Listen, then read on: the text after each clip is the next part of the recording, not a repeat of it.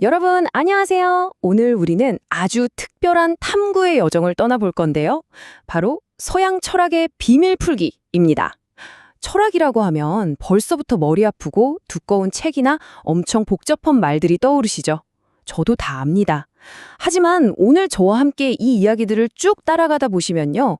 철학이라는 게 사실은 우리가 왜 존재하는가라는 아주 자연스럽고 또 흥미진진한 질문에서 시작됐다는 걸 깨닫게 되실 거예요. 자, 준비되셨나요? 본격적으로 한번 파헤쳐 보겠습니다. 일단 여러분의 시선을 확 사로잡을 만한 질문 하나 던져볼게요. 우리 인간은 원숭이와 도대체 뭐가 다를까요?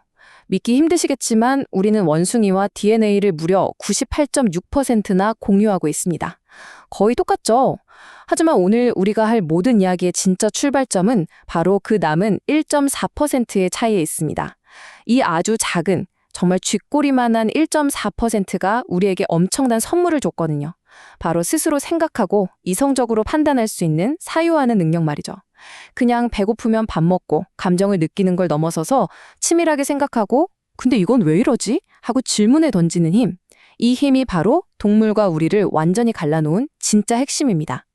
자, 그럼 이 1.4%의 생각하는 능력이 시간의 흐름에 따라 어떻게 진화해 왔는지 한번 쭉 훑어볼까요? 아주 먼 옛날 호메로스 시절만 해도 사람들은 뭐든지 다 신화나 신들의 세계로 설명하려고 했어요. 번개가 치면 제우스가 화났다, 뭐 이런 식이었죠. 그러다가 탈레스나 피타고라스 같은 최초의 자연 철학자들이 등장하면서 판도가 완전히 바뀝니다.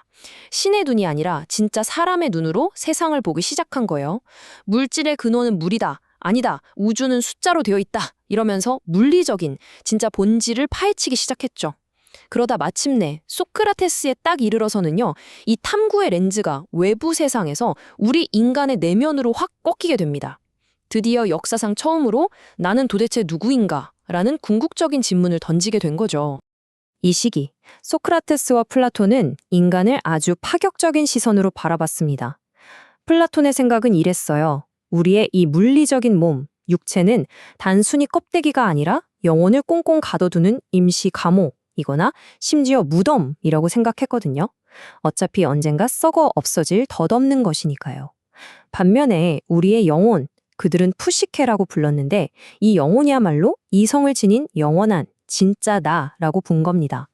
그래서 진정한 철학자라면 이 낡은 육체라는 감옥에서 벗어나서 영혼의 완전한 자유를 찾는 이른바 최고의 탈옥수가 되기를 꿈꿔야 한다고 믿었죠.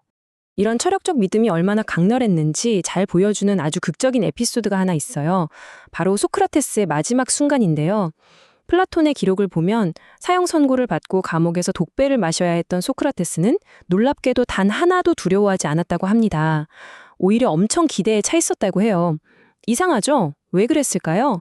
소크라테스에게 육체의 죽음은 결코 끝이 아니었거든요. 오히려 지긋지긋한 육체라는 감옥에서 자기 영혼이 마침내 풀려나는 진짜 해방의 순간이었던 거죠. 게다가 죽고 나면 호메로스나 헤라클레스처럼 그 위대한 옛 지성들을 직접 만나서 토론할 수 있을 거라고 굳게 믿었으니 두려움보다는 설렘이 더 크지 않았을까요?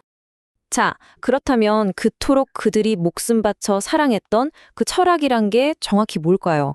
그리스어 원어를 살짝 분해해보면 그 혁명적인 의미가 짠 하고 나타납니다. 필로소피아. 여기서 필로는 사랑한다는 뜻이고요. 소피아는 지혜를 뜻해요.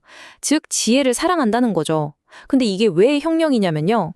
고대 그리스 시절엔 지혜란 오로지 저기 올림푸스 산에 있는 완벽한 신들만 가질 수 있는 거였거든요.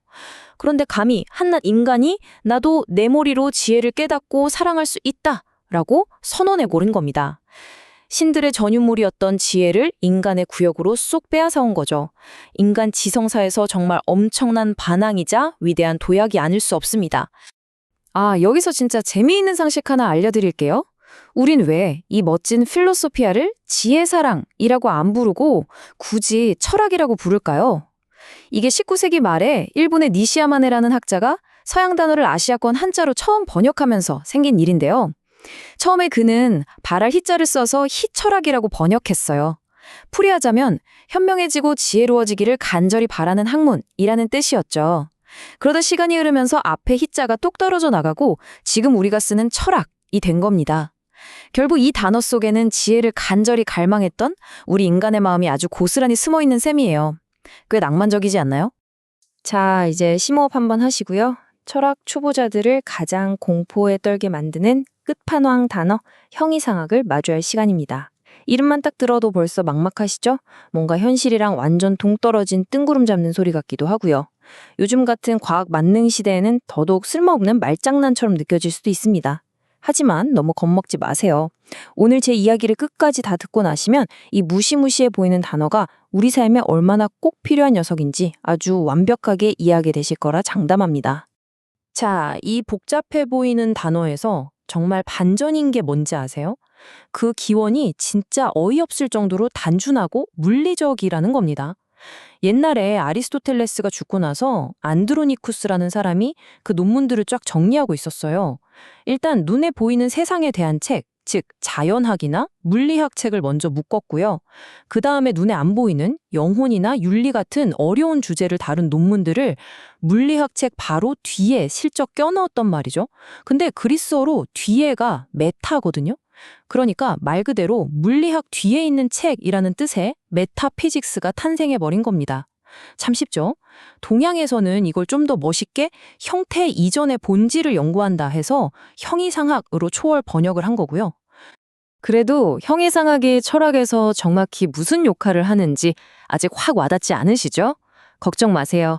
17세기 철학자 르네 데카르트가 아주 기가 막힌 비유를 하나 만들어 놨거든요. 바로 철학 전체를 한 그루의 나무에 비유한 겁니다. 골치 아픈 이론들 억지로 외우실 필요 전혀 없고요. 지금부터 머릿속에 아주 크고 튼튼한 나무 한 그루만 딱 심어보세요. 자, 머릿속 나무를 쓱 한번 훑어볼까요? 땅속 깊은 곳에서 나무가 안 쓰러지게 딱 버텨주는 보이지 않는 뿌리. 이게 바로 형이상학입니다. 그리고 그 든든한 뿌리를 바탕으로 위로 쫙 뻗어 올라간 굵은 줄기가 자연과 물질을 다루는 물리학이고요. 마지막으로 줄기에서 사방으로 뻗어나온 가지들이 의학, 기계학 같은 응용 학문들이에요. 데카르트는 나무의 진짜 열매는 결국 이 가지 끝에서 열린다고 봤는데 그 중에서도 가장 달콤하고 완벽한 열매가 바로 윤리학이라고 콕 집어 말했어요. 결국 이 복잡한 철학의 진짜 목적은 우리 인간이 어떻게 바르게 잘 살 것인가 그 열매를 맺기 위한 거란 얘기죠. 여기서 우리가 진짜 주목해야 할 핵심 포인트는 바로 이겁니다. 형이상학이라는 이 뿌리는 땅 속에 숨어 있어서 우리 눈엔 전혀 안 보여요. 하지만 생각해보세요. 뿌리가 흙을 꽉 잡고 물과 영양분을 빨아들이지 않으면 줄기도 크지 못하고 열매는커녕 잎도 못 피우겠죠. 형이상학도 똑같습니다. 신이란 무엇인가? 영혼은 영원한가? 시간과 공간은 진짜 존재하는가? 인간에게 진짜 자유의지란 게 있는가? 이런 존재의 아주 밑바닥을 파헤치는 작업인 거예요. 당장 오늘 저녁 반찬값에 보태면 안 되겠지만 우리 자신과 세상을 통째로 이해하려면 무조건 거쳐야만 하는 아주 든든하고 근본적인 생각의 토대라는 겁니다. 유명한 철학자 칸트는 이렇게 외쳤어요. 인간은 마땅히 스스로 생각해야 한다. 쇼펜하워는 한술 더 떠서 인간을 아예 형이상학적 동물이라고 딱 잘라 말했죠. 자, 이 위대한 사상가들의 말, 어딘가 좀 익숙하지 않나요? 맞습니다.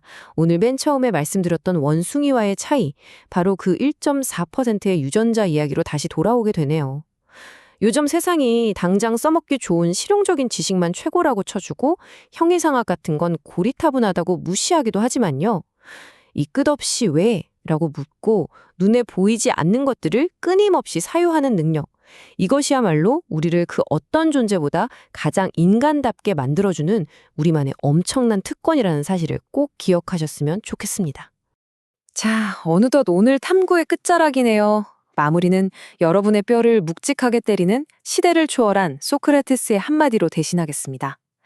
캐묻지 않는 삶은 살 가치가 없다. 좀 세죠?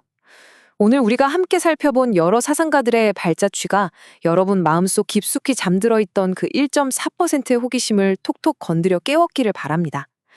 여러분의 삶이라는 나무의 뿌리는 지금 어떤 질문들을 쭉쭉 흡수하고 있나요? 그리고 그 가지 끝에는 어떤 멋진 윤리적 열매를 맺으려고 준비 중이신가요? 늘 당연하다고 믿었던 것들에 대해 오늘부터 한번 가볍게 왜? 라는 질문을 던져보시길 바라면서 오늘 준비한 이야기는 여기서 마치겠습니다. 여러분의 그 멋진 사유의 여정을 저도 온 마음을 다해 응원하겠습니다.